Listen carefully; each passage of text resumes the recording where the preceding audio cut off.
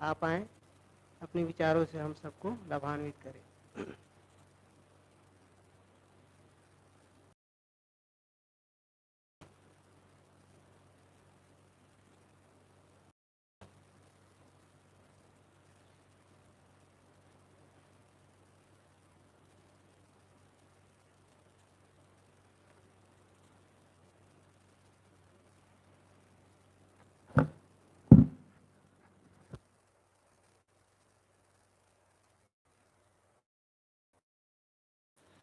अगर दुनिया में गरीब ना हो तो दान करने की जरूरत नहीं पड़ेगी।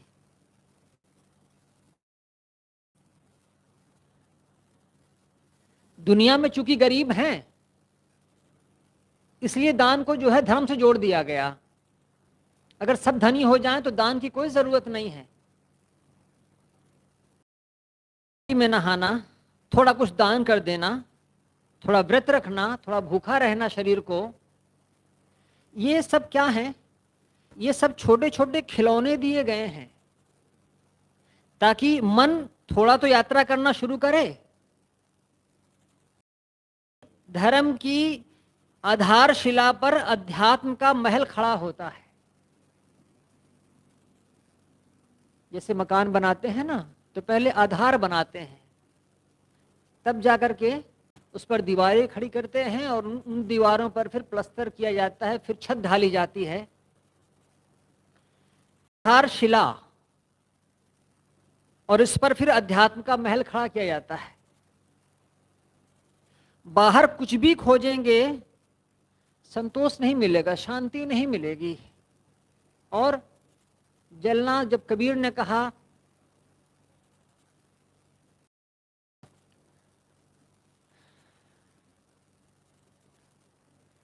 कोई नहीं मिला, मुझे लगता अगर कोई मिल गया होता तो उन्होंने उसको अपने बाद जो है कह दिया होता कि तुम कबीर चौरा संभालना।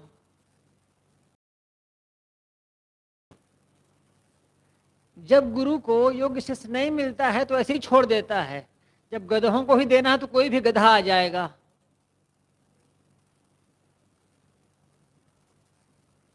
कहते तो हैं कि काशी कबीर चौरा में प्रथम गद्दी नशीन सूरती गोपाल साहब हुए, ऐसा कहा है, कबीर पंथी टेक्स्ट में मिलता है।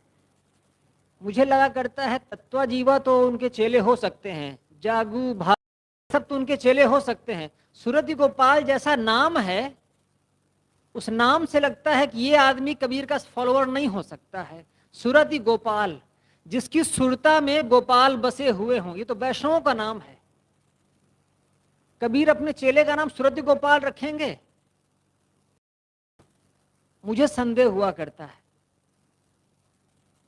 और अगर वो कहते हैं कि कोई नहीं मिला,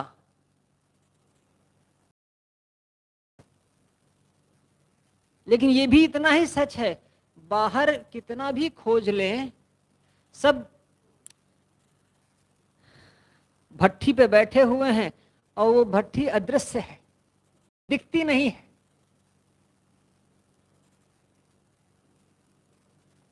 किसकी भट्ठी है, किसकी आग है? मन में कामनाएं जलती रहती हैं। जब तक चिता आदमी को जला न दे तब तक उसका मन जलता रहता है। जब बाहर की चिता जल जाती है तो भीतर की चिता बुझ जाती है।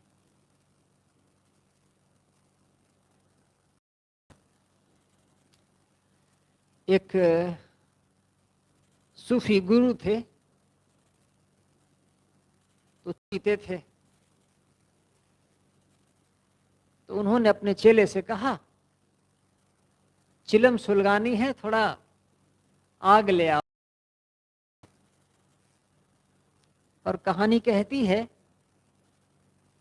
कि चेले ने बहुत ढूंढा और बाहर उसको आग नहीं मिली, तो वापस गुरु के पास आया। गुरु ने कहा झिड़कते हुए, तुम्हें आग नहीं मिली? गुरु जी कहीं नहीं मिली। उन्होंने कहा जा जहन्नुम से आग ले आ, नरक की आग, वो तो हमेशा जलती रहती है। शास्त्रों में लिखा है नरक की आग कभी नहीं बुझती। और जैसे नचिकेता पहुंच गया, वैसे ही ये है कि वो चेला जो है नट पहुंच गया और जा करके वो द्वारपाल से कहता है, मुझे आग चाहिए, आग लेने आया हूं, नहीं मिली। उसने कहा भीतर चले जाओ, हमेशा आग जलती रहती है। भीतर गया नरक के, उसने बहुत ढूंढा, कहीं आग नहीं मिली। वो हैरान, बाहर आया, द्वार कहा तुम कहते थे भीतर जलती रहती है, ले लेना, वहां आग नहीं मिली। द्वारपाल ने कहा जो यहां आते हैं नरक में, वो सब अपनी अपनी आग में जलते हैं, बाहर ऐसी कोई आग नहीं है, वो उनकी अपनी आग है।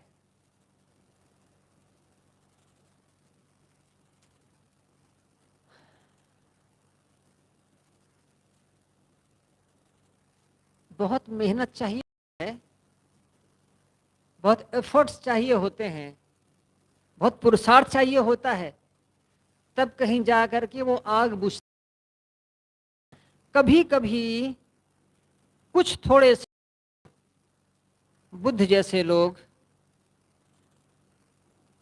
महावीर जैसे लोग, कबीर जैसे लोग, नानक जैसे संत, थोड़े से कुछ ऐसे लोगों का जिक्र इतिहास में मिलता है जिनके मन की आग बुझ गई थी और उन्होंने दूसरों के लिए काम किया। बुद्ध की परंपरा में तो शब्द ही आता है निर्वाण। निर्वाण माने जो बुझ गया हो। क्या बुझ गया है? चाहना बुझ जाती, नहीं बुझ जाती।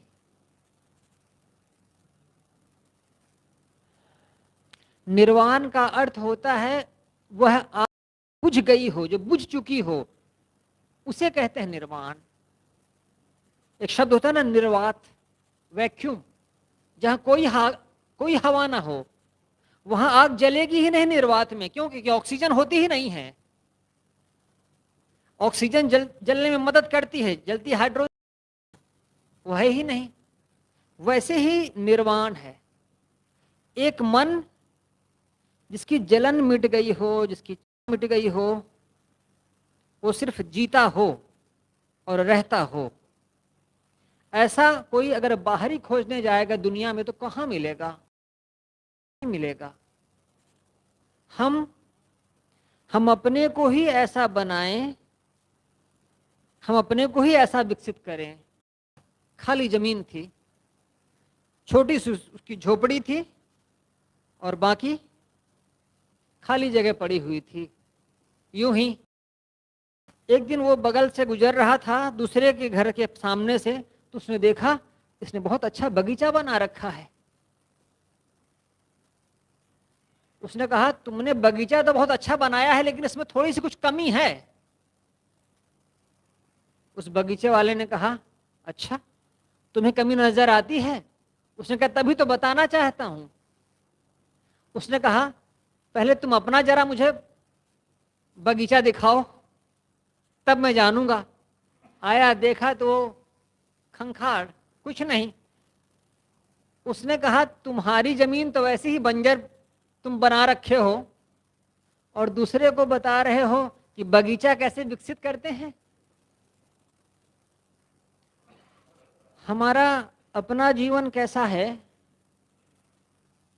हमारा अपना बगीचा कैसा है, ये ज्यादा महत्वपूर्ण है बजाय इसके कि हम दूसरों के बगीचे और दूसरों को मकान को देखें। हम दूसरों के जीवन को देखें, दूसरों के जीवन में झांकें, उसकी त्रुटियां उसको बताएं। इससे ज्यादा जरूरी है कि हम वो करें जिससे कि हमें एक दिन जाते समय पछतावा ना हो। एक बात जो मेरे मन में कई बार आया करती है,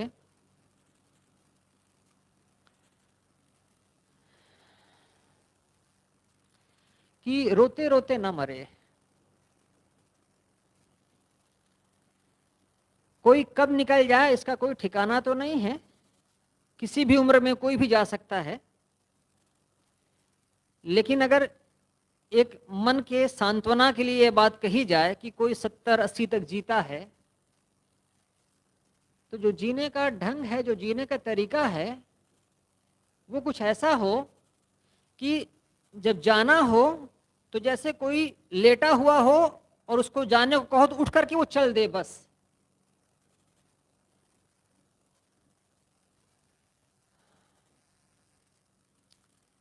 तब फिर पत्नी, बच्चे, बैंक बैलेंस, साथी, बाराती, मकान, दुकान, ये सब की परवाह ना करे। एक मित्र हैं, लगभग 60 के हो रहे हैं, वो कहते हैं जितना मैं व्यवस्था कर सकता था परिवार के लिए मैंने कर दिया है, मुझे अगर अभी जाना पड़ जाए तो मैं अभी चला जाऊं। एक बार उन्होंने कहा, पत्नी सोचती है कि मैं उसे बहुत प्यार करता हूं। मैं आपसे बताऊं, अगर ये मर भी जाए ना तो मैं दोबारा सोचूंगा नहीं।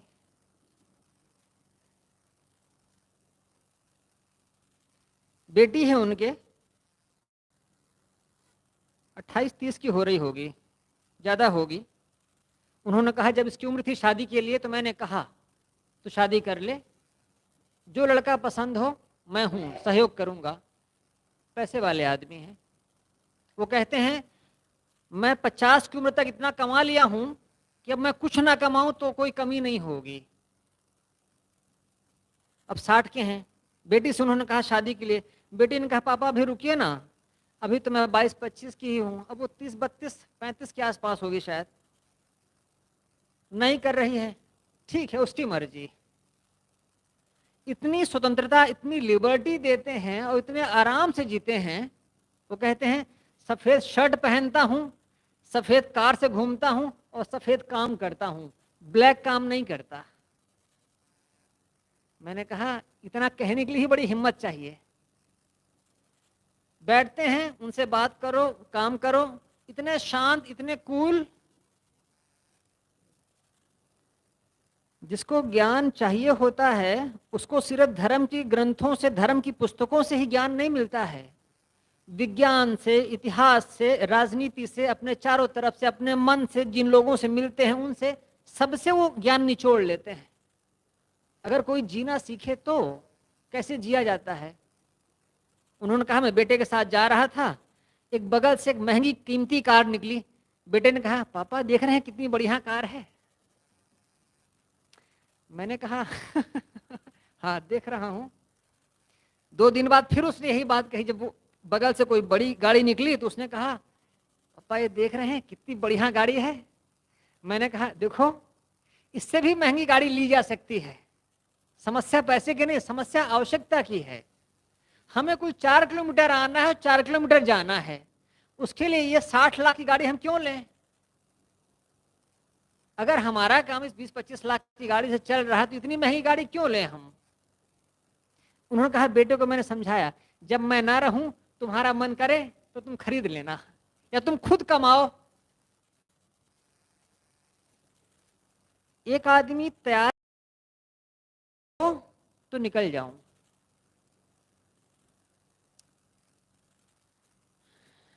इतनी तैयारी जो भी आता हो वो तैयारी करे। ये जो कहने या जो कहा जा रहा है ये इसलिए भी है कि ये कहने वाले को भी याद रहे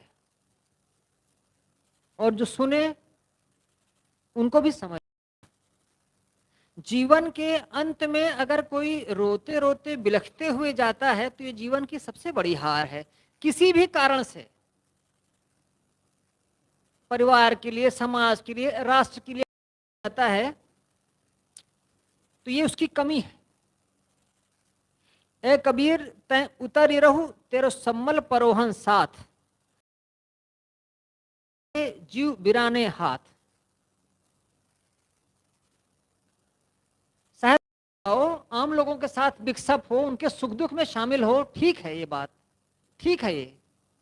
लेकिन जो अपनी अंतिम स्थिति है, जो स्थिति है उसको इस तरीके से बनाएं हम कि रो करके न जाना। इसी को साहब ने कहा है, ई जग जड़ते देखिया अपनी अपनी आग, ऐसा कोई ना मिला जासो रही। साहेब बंदगी। बोलिए सदगुरुदेव की जय। अभी हम सब सुंदर विचारों से लाभान्वित हो रहे थे संत श्री देवेंद्र साहब के। आगे मैं निवेदन करता हूँ विचार रखने के लिए आदरणीय संत श्री वीरेंद्र साहब जी से।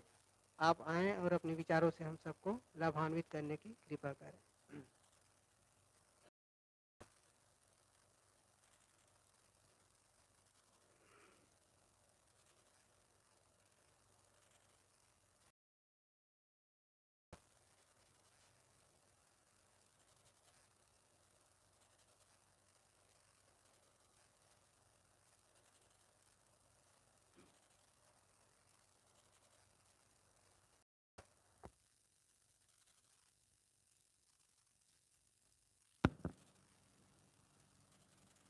प्रेम से की जय।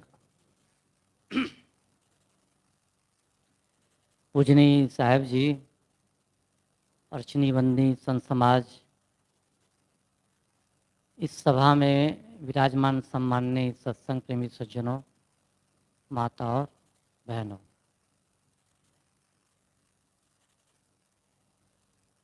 सदगुरु कबीर ने बहुत सुंदर साखी कही है, मन अपना समझाए ले आया गाफिल होए, बिन समझे उठ जाए कट फेरा ले।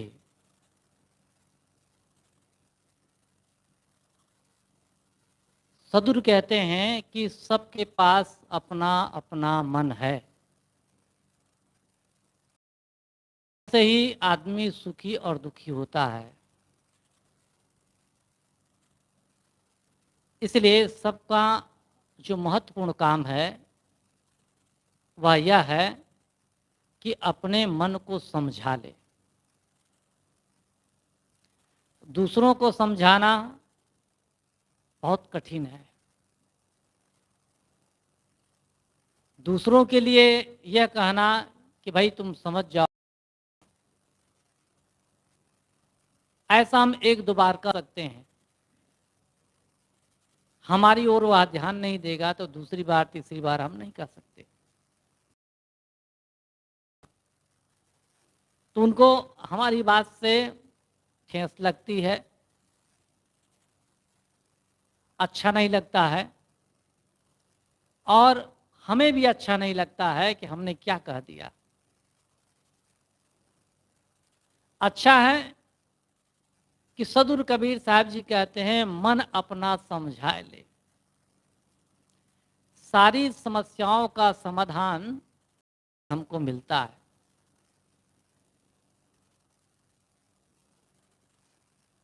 मान लीजिए हम लोग समाज में हैं, आप लोग परिवार में हैं, परिवार में दो चार लोग हो सकते हैं, कहीं दो ही प्राणी हो सकते हैं, दो ही प्राणी हैं। कई जगह देखा जाता है कि दोनों को बड़े प्रेम से रहते हैं। कई जगह ऐसा होता है कि कोई दिन ऐसा नहीं बीतता कि न लड़ते हों, न लड़ते हों या फिर लड़ते हों, अंदर ही अंदर हम कुछ का कुछ अपने साथियों के लिए, इनके लिए, उनके लिए कुछ कुछ सोचता रहता है, और अंदर ही अंदर उलझन, तनाव, कुल मिलाकर कहने मन में अशांति बनी रहती है। हमारी दुनिया क्या है? हमारा मन, ये हमारी दुनिया है। जिसने अपने मन को ठीक कर लिया, इसका मतलब है पूरी दुनिया उसकी ठीक हो गई। और जिसने पूरी दुनिया को ठीक करने का काम किया, पूरी दुनिया तो ठीक हुई, वो आदमी उलझकर दुनिया वालों के लिए चला गया, अशांत होकर चला गया। इसीलिए इसी को कहा गया फोकट फेरा। उसका जन्म जो हुआ है वो बेकार चला गया।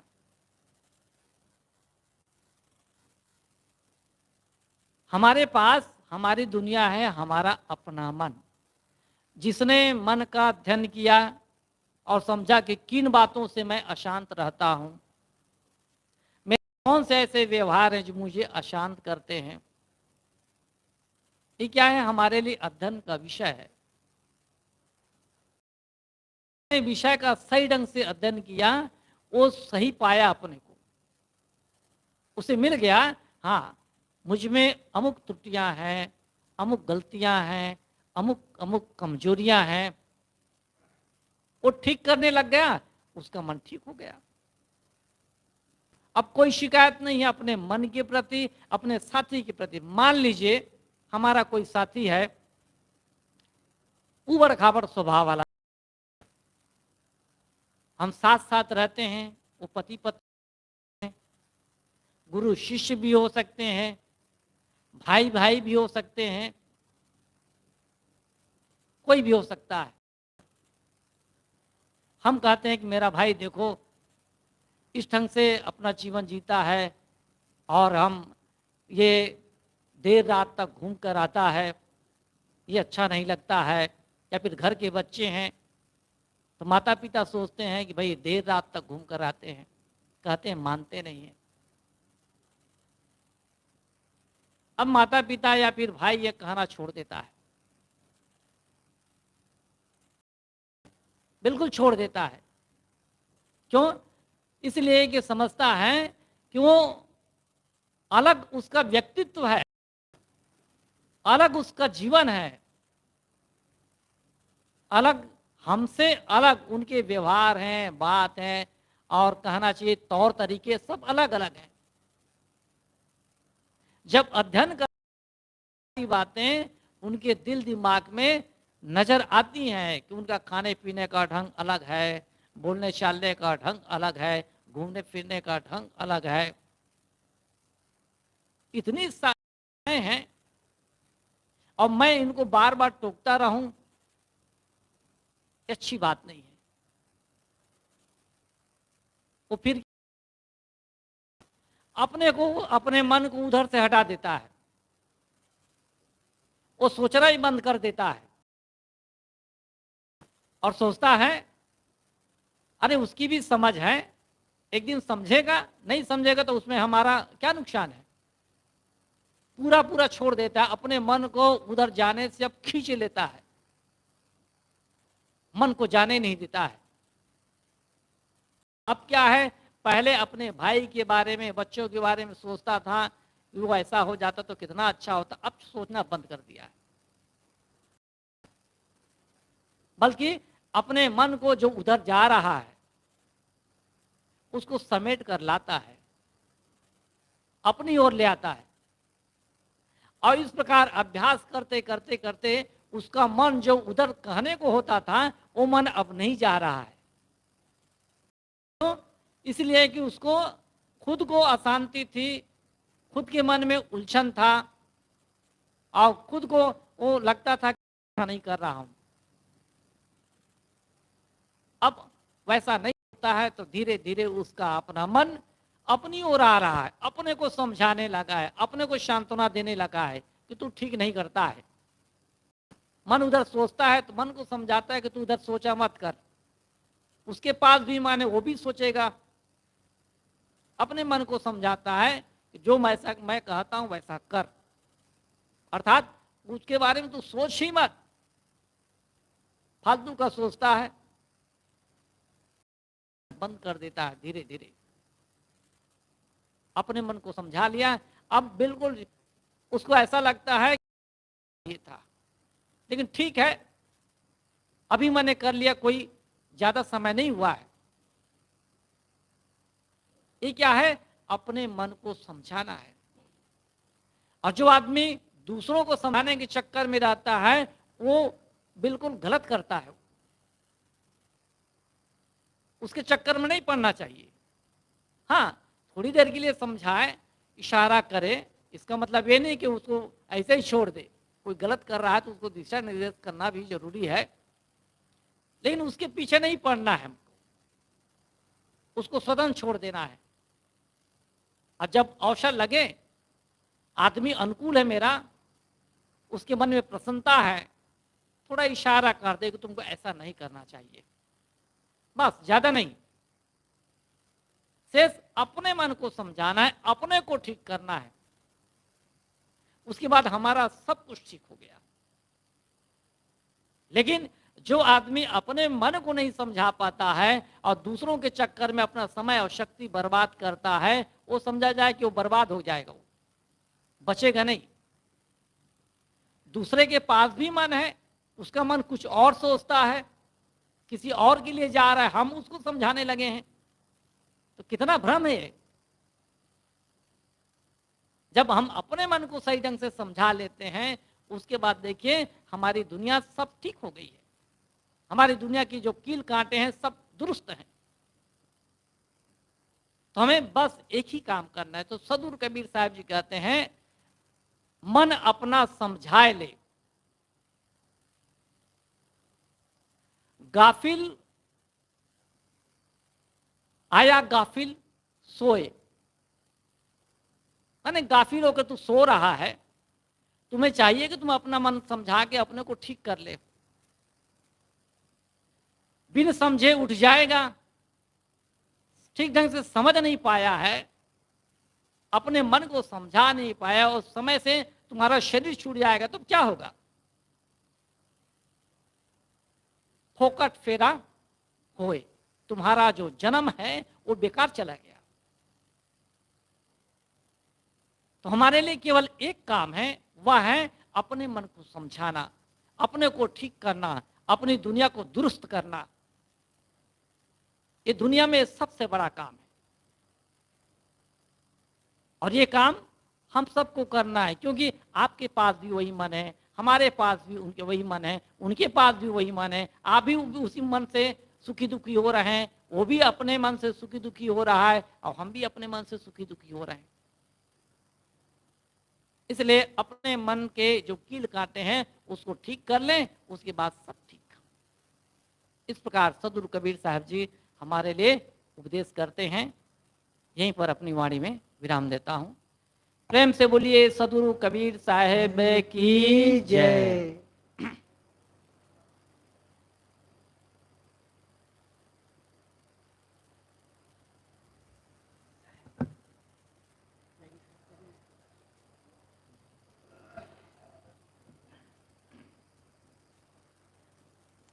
अभी हम बहुत सुंदर विचार से लाभान्वित हो रहे थे सद्य संत श्री वीरेंद्र साहब जी के।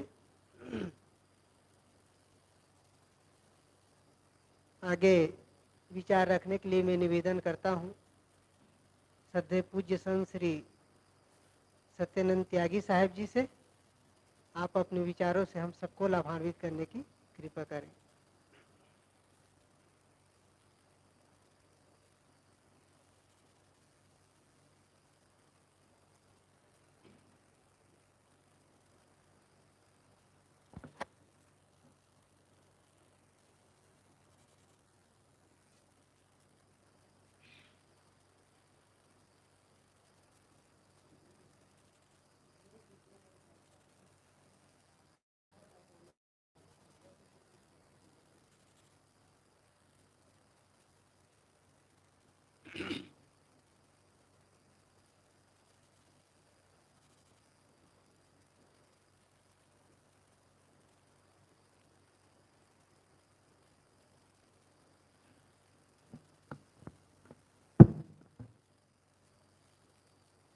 बोलिए सदगुरुदेव की जय। सर्वोपारक सिद्धांत गोचरम एक ज्ञान सागरम अभिलाषम परमानंदम सद्गुरुम प्रणतो अस्म्यहम् अभिलाषं परमानंदम सद्गुरुम। प्रणतो अस्म्यहम् मेरे व्यक्तित्व के पोषक दुर्गुण दुर्व्यसन अविद्या के पारख बोध प्रदाता, तो संसार के दुख को देखकर व्यग्र चित्त निरपेक्ष सर्वारंभ परित्यागी उदासीन गत व्यथा सर्व रहित मंगलमय संत समाज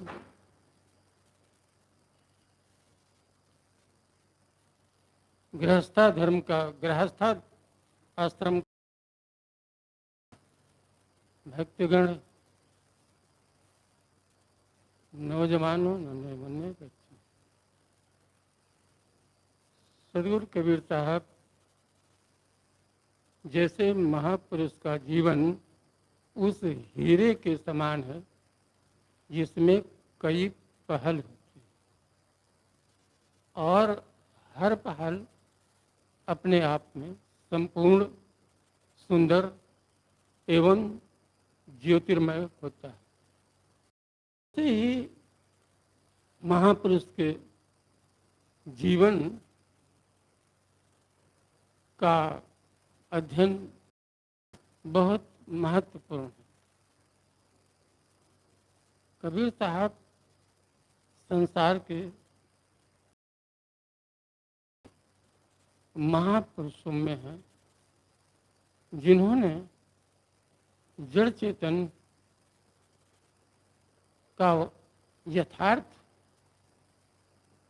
बोध करा कर स्वस्वरूप की गरिमा महत्ता को बताकर संसार के दुखों से त्राण छुटकारा पाने का उपाय बताया। सदगुरु कबीर साहब की मौलिक रचना बीजक, जिसका सीधा संबंध भारतीय दर्शनों से। भारतीय दर्शन मूल रूप में 6 माने जाते हैं। दर्शन शास्त्रों की ये विशेषता है कि वे दूसरे सिद्धांतों की बातों को पहले रख करके और अपने सिद्धांत से उनकी परीक्षा करके और उनको निरस्त कर देते हैं। ऐसे ही सदगुरु कबीर साहब की मौलिक रचना बीजक है। बीजक दर्शन शास्त्र। दर्शन शास्त्र की विशेषता होती है कि बहुत वो पतली पुस्तकें होती हैं। चाहे आप सांख्य को देखो, चाहे योग को देखो, वैशेषिक न्याय, उत्तर मीमांसा, जो भी हो, वो छोटी छोटी, उनमें छोटे सूत्र होते हैं जिनमें ज्ञान गागर में सागरवत भरा रहता है। उदाहरण के लिए वेदांत, जिसे ब्रह्म सूत्र कहते हैं, पहला सूत्र है जन्माद्यस्य। ब्रह्म की परिभाषा बताई गई। ब्रह्म की परिभाषा क्या है? जिसमें जन्म मरण होता है। छोटा सा सूत्र है। आप कहेंगे कि बीजक को आप दर्शन शास्त्र या सूत्र ग्रंथ क्यों कहते हो? तो ये मेरी कल्पना नहीं, हमारे पूर्व के मनीषियों ने उसे बताया। आप लोग सदगुरु विशाल साहब का नाम सुना है बहुत लोग, शायद इसमें कम ही होंगे जिन लोगों ने उनका दर्शन किया। हमारे साहब जी बैठे हैं, गुरचंद साहब जी, और हो सकता है कई लोग, सुधार साहब। तो उन्होंने बीजक की महिमा में कहा, सूत्र रूप बीजक है, कठिन युक्ति उपयोग, और बिना पढ़ाए अर्थ के समुझ न पावत लोग। जो कबीर साहब का बीजक है यह सूत्र रूप में है, और जब तक कोई बीजक का अधिकारी वक्ता, अधिकारी व्याख्याता नहीं पढ़ेगा, तब तक आप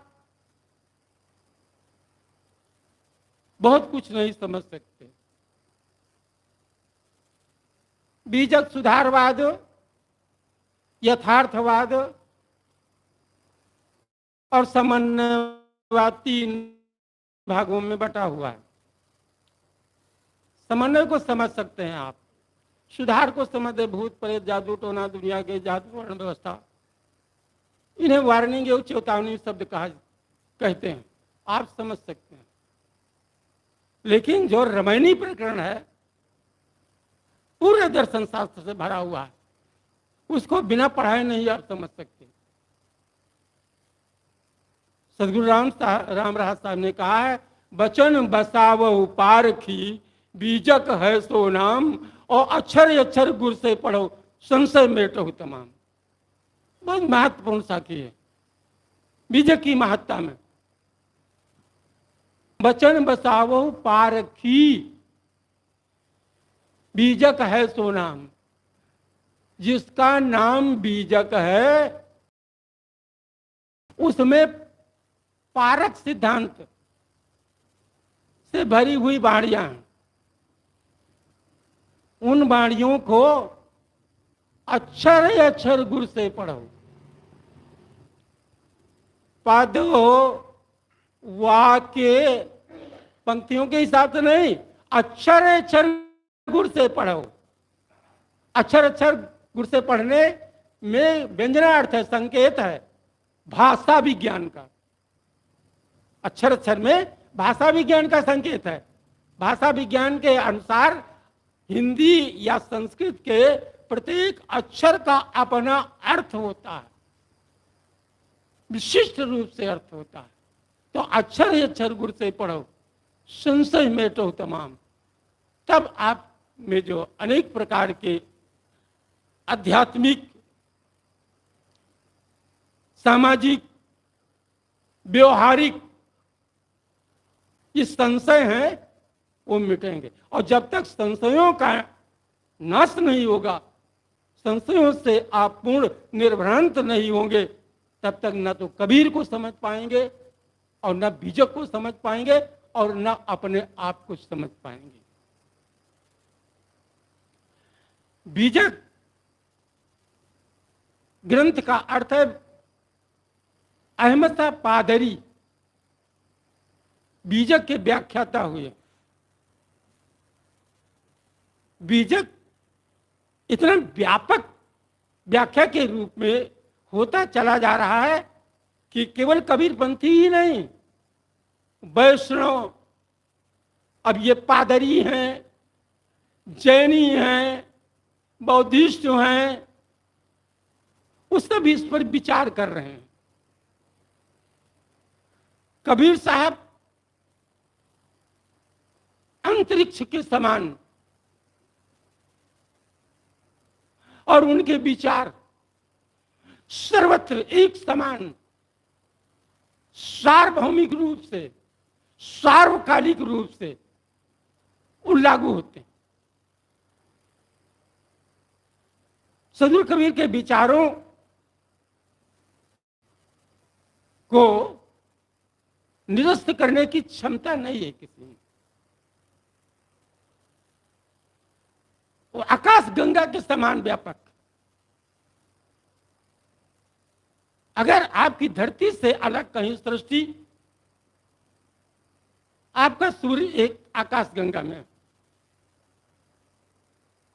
उसमें 1,00,000 सूर्य और ऐसी ही 1,00,000 आकाश गंगाएं हैं और वो 1,00,000 एक आकाश गंगाएं एक ब्रह्मांड में। ऐसे कितने ब्रह्मांड?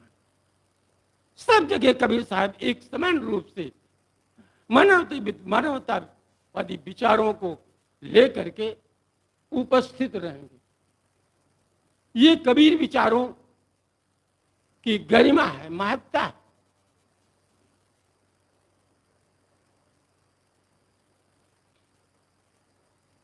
आप लोगों में से कोई प्रश्न करता है कबीर, लेकिन उन सारे विचारों में वो कौन सा विचार सर्वोपरि है जिनके न रहने से सारे विचार गड्ढ-मड्ढ हो जाते हैं? सब में ये प्रश्न उठना चाहिए, बहुत महत्वपूर्ण प्रश्न। उसका उत्तर क्या है? कबीर साहब ने मनुष्य की सोई हुई प्रज्ञा और गरिमा को जगाया। अपने गुण को अवगुण कहूं, यह विचार जो तुमने विचार, अरे तुम्हारा मानवीय गुण विवेक है और तुम कहते हो मैं अंश हूं, मैं तुच्छ हूं, मैं आभास हूं, अरे मैं क्षणिक विज्ञान हूं, मैं कठपुतली हूं। यही हीन भावना आपकी गरिमा और आपके महत्व, आपके बड़प्पन, आपकी ऊंचाई को समझने में बाधक है। जो व्यक्ति अपने महत्व को, अपनी गरिमा को और अपने अंदर जो एक ज्ञान की विशाल रास ज्योत पुंज में विराजमान है, उसको नहीं जान सकते। प्रज्ञा का मतलब हो विवेक का बढ़ा और गरिमा का मतलब है आपकी ऊंचाई, आपका अनंत शक्ति का भंडार। हम उसे जानते नहीं, पद पत्थर गाते हैं। जो कहा गया, जो सुना गया मानते चले गए। लोगों ने बहुत में बना बना करके हम केवल खेत जोतो और घास निकालो और बड़े लोगों के जाएगा घर में जो है ना लीपो पोतो और बस तुम्हारा केवल धर्म जो है सेवा करना है, बस इतना आप में क्यों रह गए? क्योंकि आप अपनी श्रेष्ठता को नहीं, पहली रमैनी की पहली चौपाई की प्रथम अर्धाली में ही आपको खूब कोचा है साहब ने, खूब जगाया है आपको, खूब ललकारा है। अंतर ज्योत शब्द एक नारी, आगे नहीं कहूंगा, नजदीक आ रहा। व्यक्ति के भीतर दृष्टा रूप में ये ज्ञान प्रकाश जो उसका मौलिक स्वरूप है, वही तुम्हारा निज स्वरूप। हम तो पर स्वरूप में ज्यादा भूले रहते, में कहां रहते? कोई लाख करोड़ अरब आएगा सुनने के लिए नहीं। हम सब साधक हैं, हमारा घर न तू खरा नहीं है। हम लोग चल रहे हैं चराई में चलते चलते कभी पहुंच जाएंगे। साधु के पहले साधक है, साधु होना बड़ा कठिन है, साधक ही होना बड़ा कठिन है। साधक कहां हो पाता? आपके पास मन और वाणी और बुद्धि, ये तीनों मनवितर प्राणी से ज्यादा विकसित खुलासा, लेकिन हम जानते नहीं। ये तो पारक सिद्धांत का उजागर सदगुरु पूर्ण साहब ने किया, इसका मतलब ये नहीं पारक सिद्धांत पहले नहीं था। विभिन्न मठों में कई कई लोग ऐसे हुए हैं, कबीर चौरा में भी कई लोग ऐसे हुए हैं। अरे आप वर्तमान तो नहीं, महाराज राघव साहब को देखिए, मेही साहब को देखिए, और कई लोगों ने बीजक की टीका की है पारक सिद्धांत के ऊपर। हम ये जान जाएं कि हमारा मन नारी और शब्द, दो शब्द हैं। नारी का अर्थ साधारण लोग स्त्री लगा सकते हैं, लेकिन यहां पर स्त्री नहीं है। नारी का अर्थ यहां पर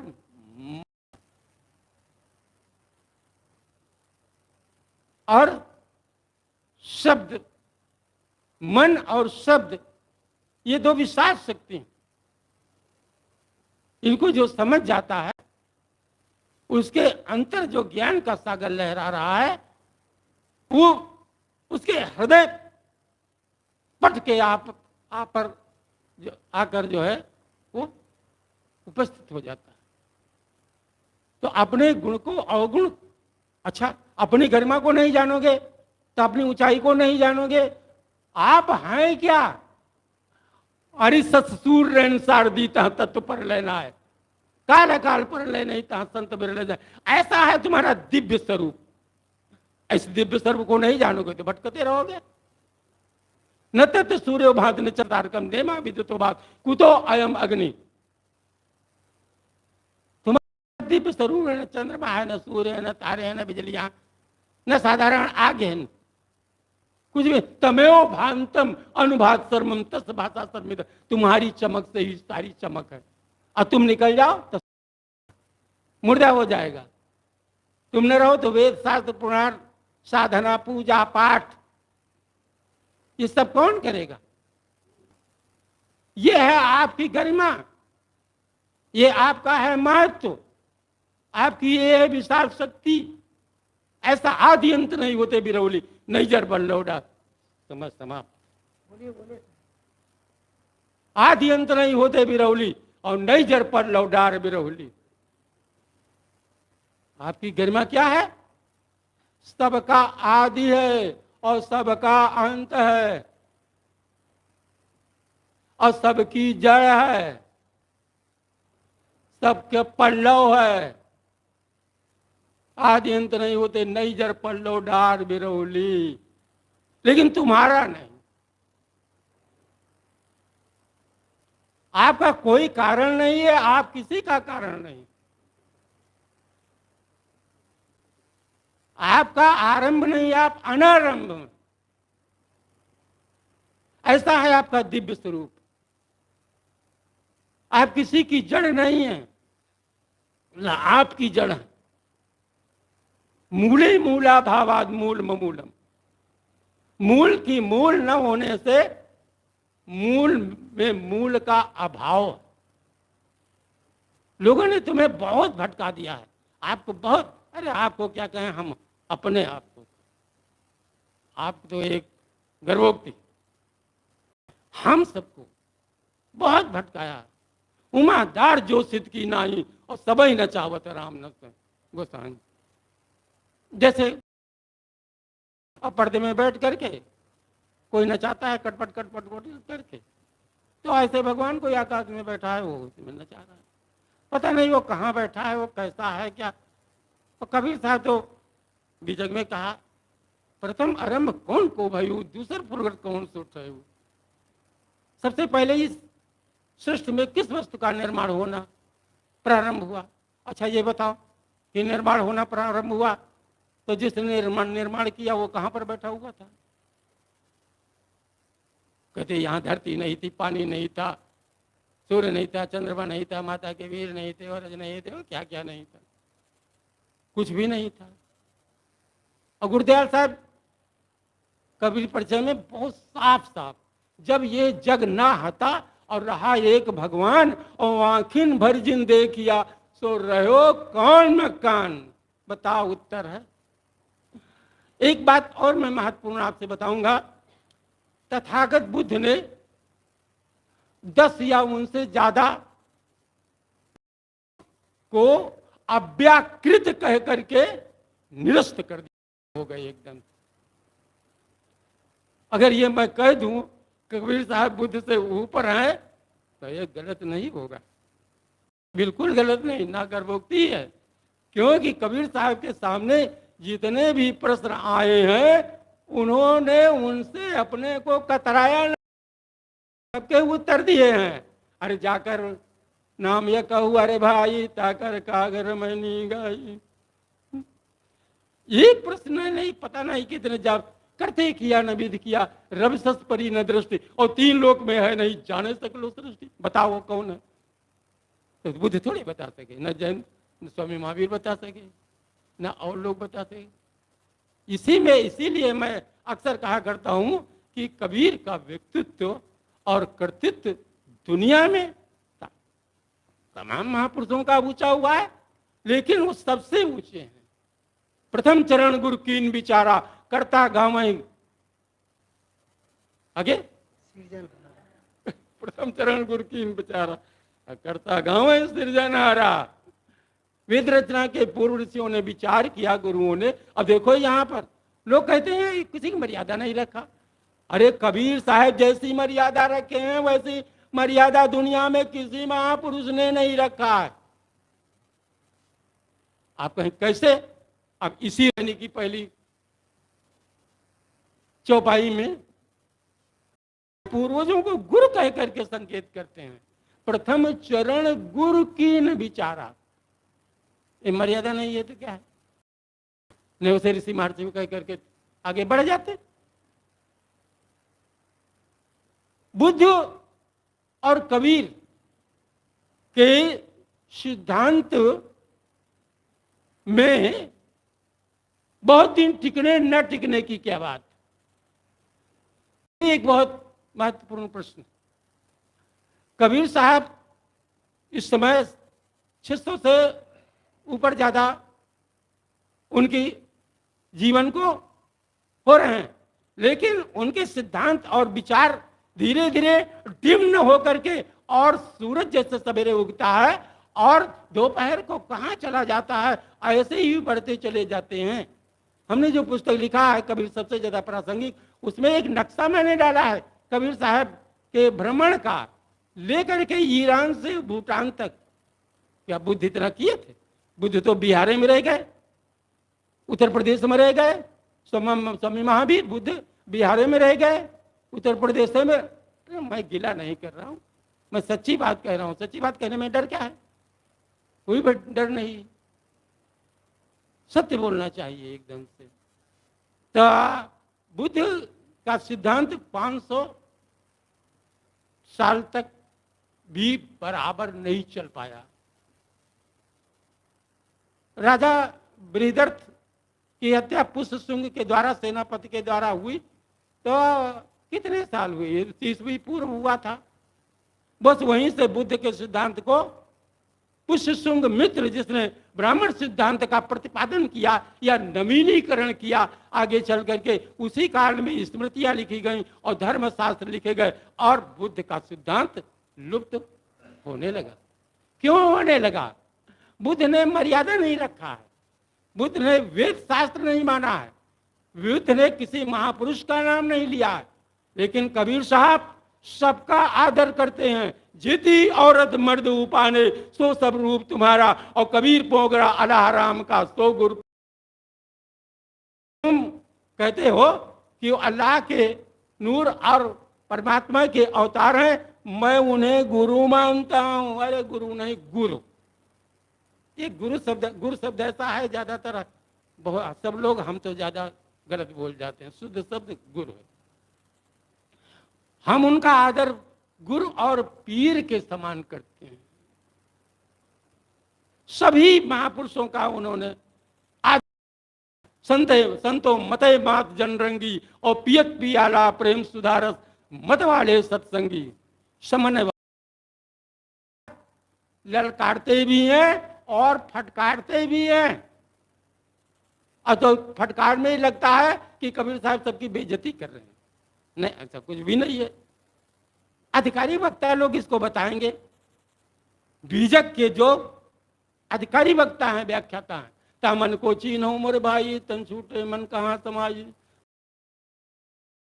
ये पूरे पद में ऐसा लगता है कबीर साहब सबको जो है ना गड्ढमड कर दिए, निरस्त कर दिए। ऐसा क्यों है भाई? वो कौन सी बात है जिसको लेकर के कबीर साहब सबको जो है ना ये कह देते हैं कि ये जो है उच्च पद को नहीं प्राप्त हुए, ये संसार में ही रह गए। वह कौन सी बात है? वह है व्यापकवाद। बहुत लोग अवतारवाद नहीं मानते, ठीक है, कोई बात नहीं, लेकिन जो व्यापकवाद, सनक सनंदन जयदेव नामा, भक्ति है तुमन उन जाना, और 13वीं रामायणी में इसी तरह से वेद किताब की अगम अपारा 34 भक्तन बांधल बाटी, उसके पहले उन्होंने कहा कि सनक सनंदन ये सब जो है ना भटके हुए। ये सनक सनंदन सनातन जो है ना ये भौरे बन करके व्यापकवाद की खुशबू में ही बंद हो गए। जैसे वो कमल में भौरा जो है उसकी सुगंधी को लेकर के बंद हो जाता है, वैसे ही बंद। व्यापकवाद के ऊपर कबीर ने सबसे ज्यादा करारा प्रहार किया है। बूझ लीजिए ब्रह्मज्ञानी, घूर घूर बरसा बरसा हो पर ये बूंदे न पानी। तो समझ लो, जो तुम ब्रह्म ज्ञान का घूर घूर करके उमड़ घुमड़ करके एक को बूंद पड़त है कोई के ऊपर, किसी के ऊपर। अब सब जगह ब्रह्म ब्रह्म है, और क्या है बताइए? ठोस चीज में दूसरी चीज नहीं रहती।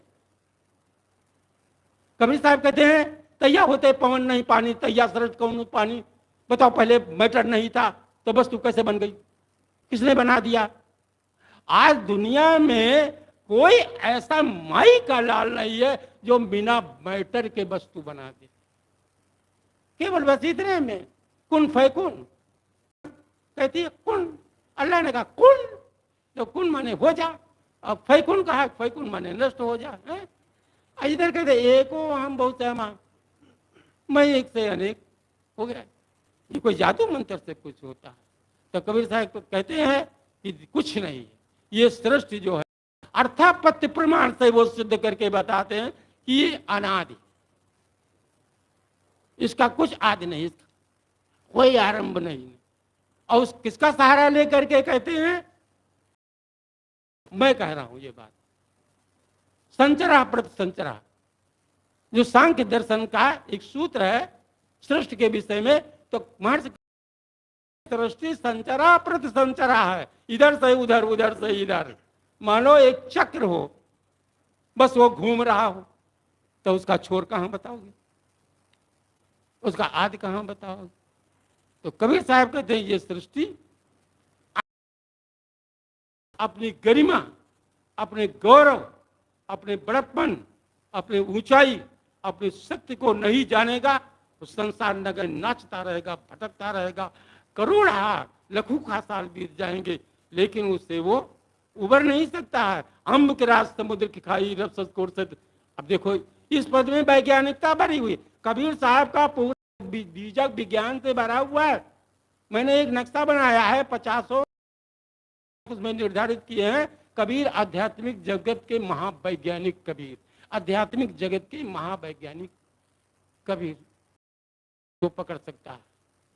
कबीर को वही समझ सकता है जो कबीरमय हो जाएगा। कबीरमय नहीं होगा तो कबीर को नहीं समझ सकता। इसलिए आपको कबीर साहब ने जगाने का काम किया है और कहा कि हम वृक्ष सगेरी वार कीर्ति प्रसगिरेरी ऊर्ध पवित्रो बाजमी सुमृत द्रविड़म सवर्चसम सुमेधा अमृतोचिता इति त्रिशंको रवेदानुवचनम। आप पर्वत को समझ के सकते हैं, इतनी विशाल आपके पास शक्ति ताकत है। कीर्ति प्रश्न गिरे, और आपकी कीर्ति पर्वत शिखर से भी ज्यादा ऊंची है। सुमृतमस में आम अमृत के भंडार हो, द्रविड़म सवर्चसम, आप धन के अक्षय कुबेर हो। इति त्रिशंक और वेदानुवचनम, ऐसा त्रिशंक जिसका कहा हुआ ये वैदिक वचन है, वैदिक उपदेश है। ये कबीरी भाषा में कहा गया है। कबीरी भाषा में पहले भी कहा गया। आप यज्ञों का जहां पर खंडन किया गया है पानी पी पी करके, और गीता में भी है। आप 3 अध्याय के 5 पढ़ लीजिए, और अंतिम में उन्होंने कहा रेयान द्रव्य मयाद्य ज्ञान ज्ञान पार्थ ज्ञानी परिसमाप्यते, द्रव्यों के द्वारा किए हुए यज्ञों की अपेक्षा ज्ञान यज्ञ श्रेष्ठ है। इसमें हे पार्थ सारे कर्मों की आसक्ति समाप्त हो जाती है। ये सत्संग यज्ञ है, आप सेवा करते हैं यज्ञ है, आप संयम रखते हैं मन वाणी इंद्रिय पर। मैं अलग से कुछ भी नहीं बता रहा हूं, ये बीजक गीता के 5 श्लोकों का अर्थ केवल बता रहा हूं। तो कबीर साहब हर क्षेत्र में जो है ना इस कूड़ा कचरा को निकंदन कर देते हैं। जैसे कहते हैं कुत्ता जो है ना ऊपर ऊपर काटोगे तो फिर तीसरे दिन जाओगे तो अतना बड़ा। ये 7 आड़ी निकालना पड़ता है, और कबीर साहब जो है 7 नहीं 7,000 आड़ी निकाल देते हैं, और आपके अंदर संशय नहीं रह जाता। तो मैंने आपके सामने बीजक और बीजक के बाद आपकी गरिमा, आपकी शक्ति, अपार शक्ति को के तरफ संकेत करने का है मेरे पास। तो मौखिक ज्ञान मैंने आपको नाम तो अस्ति मम दिव्या नाम विभूति नाम पर तप स्तरो मया, हे अर्जुन तेरी दिव्य विभूतियों का अंत नहीं है, उनका मैंने संक्षेप में बयान किया है। बोलिए सदगुरुदेव की जय। जय जीव, जय चेतन, जय जिनेन्द्र, जय तथागत, सत कबीराय नमः। सिद्धम। अभी हम सब पूज्य संत श्री सत्यानंद साहिब जी से बहुत ही सुंदर विचार श्रवण कर रहे थे। यह शनिवारी सत्संग समापन की ओर है। समापन पूर्व एक भजन श्रवण करें। भजन रखने के लिए मैं निवेदन करता हूँ श्रीमती शोभा देवी से, आप आएं और अपने भजन से हम सबको लाभान्वित करें।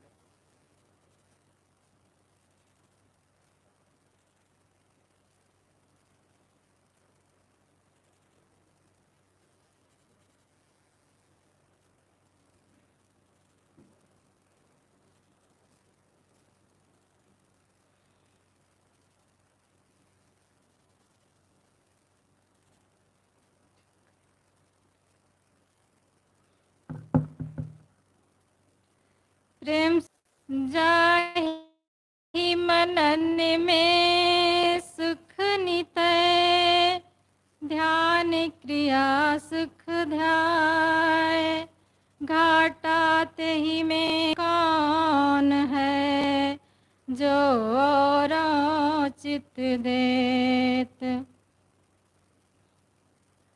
सदा मुक्ति का सुख जिसके हृदय अंदर चाहोगा,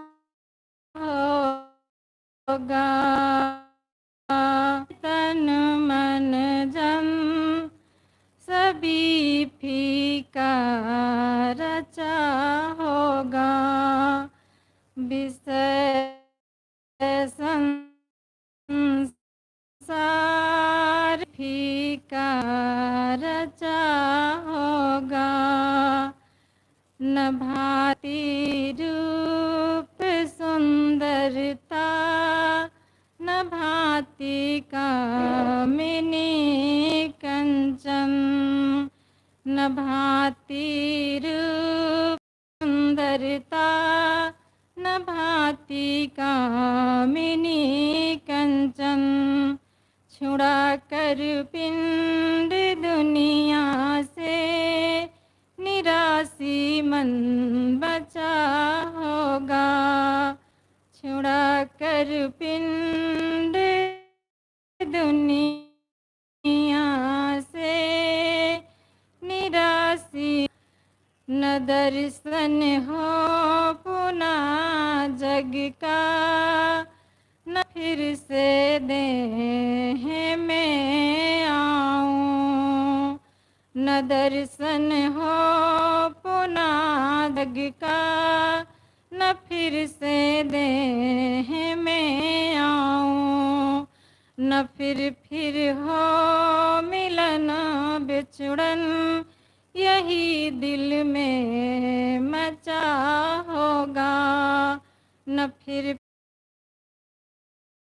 बिछुड़न, यही दिल में मचा होगा। सहा संताप बहु तेरा, न और हो सहना।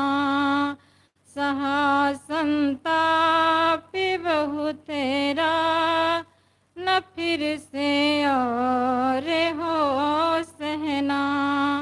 प्यारे प्रेम निज पद की तरफ हरदम झुका होगा। प्यारे प्रेम पद की तरफ हरदम झुका होगा। प्रबल अभिलाषा बैराग का तब है, प्रबल अभिलाष मुक्ति का मजा बैराग का तब है।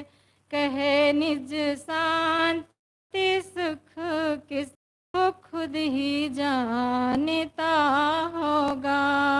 कहे सुख शांति निज किससे वो खुद ही जानता होगा। सदा मुक्ति का सुख जिसके हृदय अंतर जचा होगा। विषय संसार तन मन जन सभी फीका रचा होगा। प्रेम से बोलिए सद्गुरु देव की जय। अभी हम बहुत सुंदर पद सदगुरु अभिलाष साहेब जी रचित शनिवारी सत्संग के समापन में श्रवण किए। इन्हीं भजन के साथ ही आज का यह सत्संग यहीं पर समाप्त होता है। आप सब समय निकाल करके आए, इसके लिए कबीर आश्रम की ओर से सबको बहुत बहुत साधुवाद, धन्यवाद। बोलिए सद्गुरुदेव की जय।